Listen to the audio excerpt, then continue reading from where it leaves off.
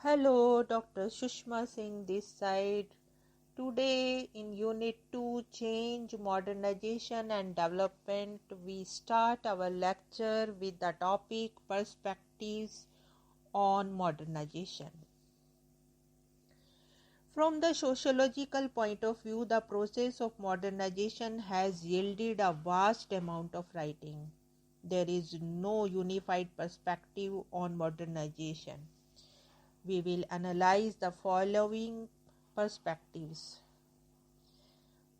the ideal typical, the diffusionist, the psychological, and the Marxist.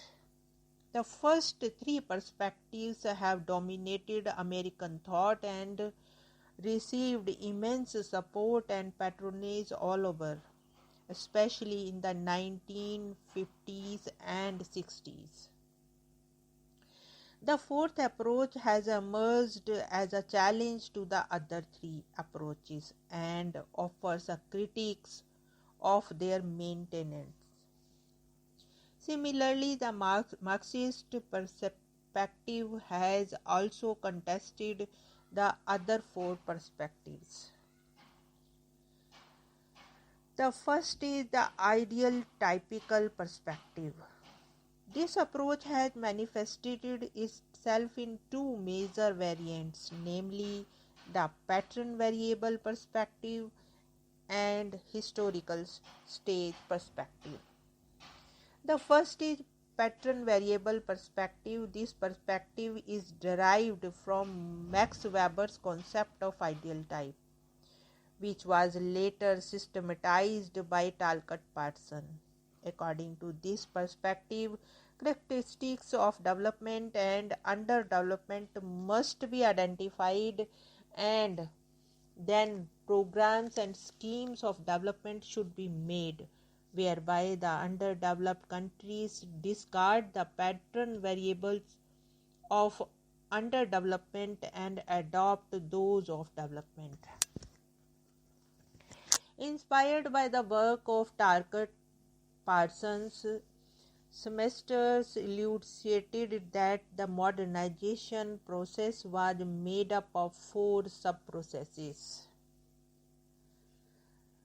First, the modernization of technology, leading to a change from simple traditionalized techniques to the application of scientific knowledge.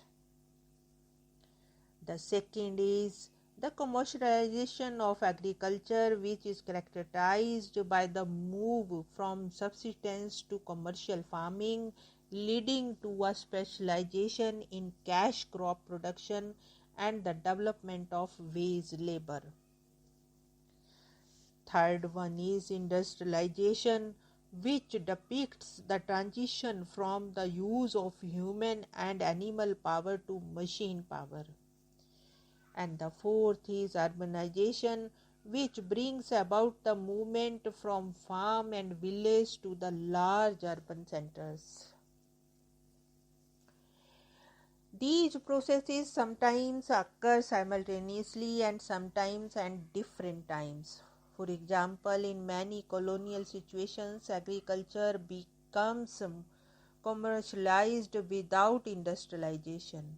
Nevertheless, these four processes affect the social structure of traditional society in similar ways.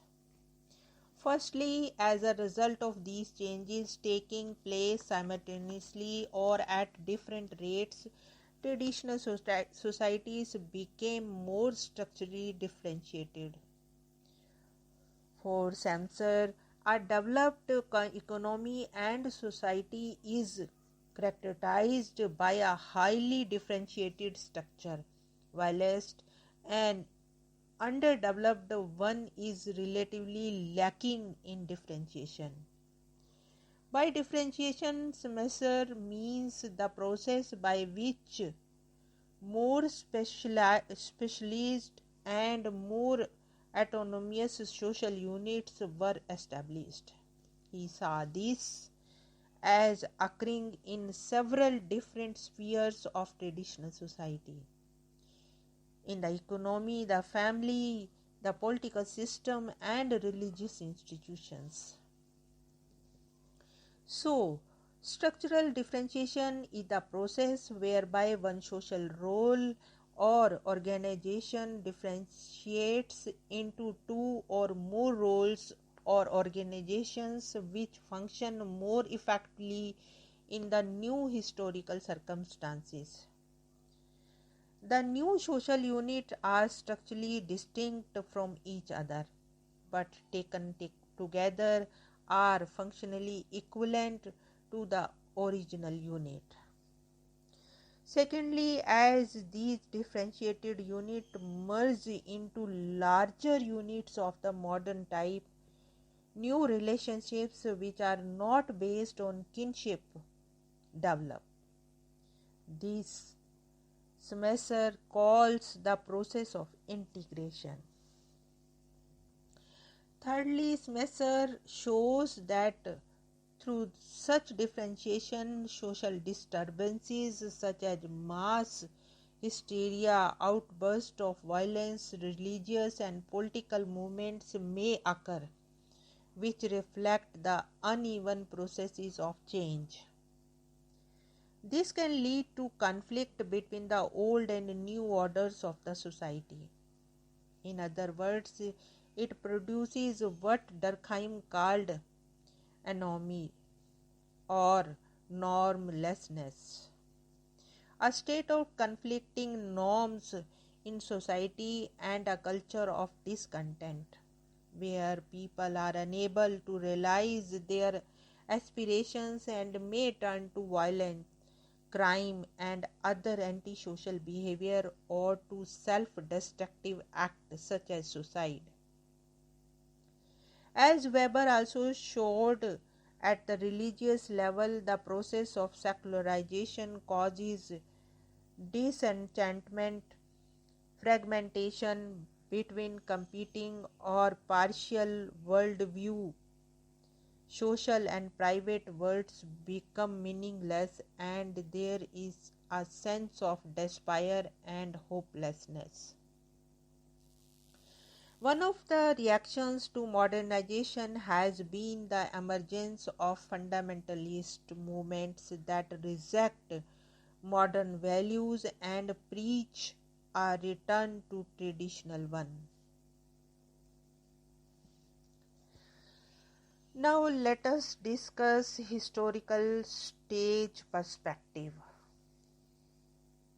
In this perspective, apart from the identification of the gap between characteristics of development and underdevelopment, it also specifies the intermediate stages and their characteristics. This perspective is mainly associated with the Rostow and his economic model developed in 1960.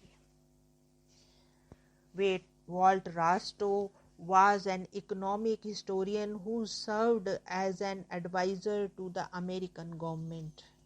His book entitled The Stages of Economic Growth, a Non-Communist Manifesto, was pre-capitalist and neo-evolutionary in nature and derived from the idea of an earlier evolutionary theory that change and development take place according to a set of ordered sequences. According to Rostow, the processes of change are simpler and self-sustaining. Economic growth could be achieved by following a 5-stage model of growth. He suggested that all societies can be placed in one of 5 categories or stages of economic growth. The first stage is the traditional society. The essential feature of this society is that output is limited because of the inaccessibility of science and technology. Values are generally fatalistic and political power is non-centralized. Large number of people are employed in agriculture, which has very low productivity because of the factor mentioned above. In such a society, family and clan grouping are emphasized in the social organization. The second stage is the preconditions for takeoff. This second stage of growth is one of transition. A traditional society does not move directly into the process of industrialization. First, certain preliminaries need to take place. There are clusters of new ideas favoring economic progress arising, and therefore new levels of education, entrepreneurship, and the institutions capable of mobilizing capital like bank, etc. Investment increases, especially in transport, communication, and raw material, with a general direction toward the commercial expansion. But in accordance with Rostow, the traditional social structures and the production technique remains the same. This is the presence of a dual society. The third stage is the takeoff. In this stage, finally, the old traditional order and resistance are overcome. New forces which trigger economic growth expand and dominate the society. Agriculture is commercialized. There is a growth in productivity because that is necessary if the demand emanating from expanding urban centers is to be met. New political groups representing new economic groups push the industrial economy to new heights. In Britain, Canada, and United States, the proximate stimulus for takeoff was mainly, though not entirely, technological. The takeoff period began in Britain after 1783, in France and in United States around 1840, in Russia in about 1890, and in countries like India and China around 1950. The fourth stage is the drive to maturity. In this stage, the growing economic drive to extend modern technology in all its economic activities. Between 10 and 20% of gross domestic product is invested, and the economy takes its place in the international order. Technology becomes more complex, refined, and there is a move away from heavy industry. Now production is not the outcome of social necessity but of the need of maximizing profits to survive in a competitive capitalist market. The fifth stage is mass consumption.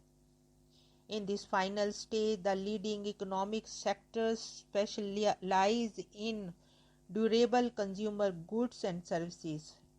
At this stage, economic growth makes sure that basic needs are satisfied and more resources are allocated for social welfare and social security. The emergence of the welfare state is an example. Durable consumer goods and services are diffused on a mass basis. Rostow thought of his theory as a dynamic one, that is, that deals not only with economic factors but also with the social decisions and policies of the government. Here we want to close our today's lecture. Thanks for listening.